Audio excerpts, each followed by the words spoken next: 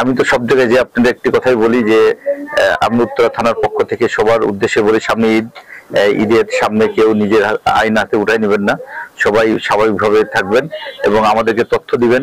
যেভাবে উত্তরাবাসীকে ছিনতাই এবং ডাকাতি বিভিন্ন ধরনের অপরাধ থেকে দূরে রেখেছি, এভাবে যেন বাকি দিনগুলো রাখতে পারি। সবার জন্য দোয়া চাচ্ছি এবং সবাই দোয়া করবেন যাতে উত্তরাবাসী গত ঈদের মতো এই ঈদটা অনেক সুন্দরভাবে উদযাপন করতে পারে।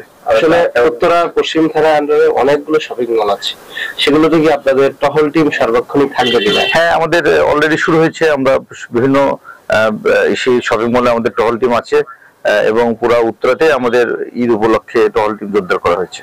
অনেক সময় ছিনতাইয়ের কিছু ঘটনা ঘটে, শপিং করার পরে যারা যায় তাদের কাছ থেকে ছিনতাই হয়, সেই বিষয়টা নিয়ে কোনো কিছু? আমাদের টহল টিম আছে, আমরা এগুলো নজরদারিতে রাখছি। ইনশাআল্লাহ এখন পর্যন্ত ওই ধরনের ঘটনা ঘটে নাই। আগামী কয়েকটা দিন আছে, আমরা টহল টিম আরো জোরদার করব এবং এর সাথে সাথে আমরা কিছু আমরা এটাকে বলে অক্সিলারি পুলিশ নিয়োগ করেছি। প্রত্যেকটা মার্কেটে আমরা সিকিউরিটি গার্ডদের মধ্যে একজন অক্সিলারি পুলিশ নিয়োগ করেছি, এটা আপনারা জানেন। এবং আমাদের ইনশাআল্লাহ রমজান ঈদের মতো ঈদটা অনেক সুন্দর হয়ে যাবে।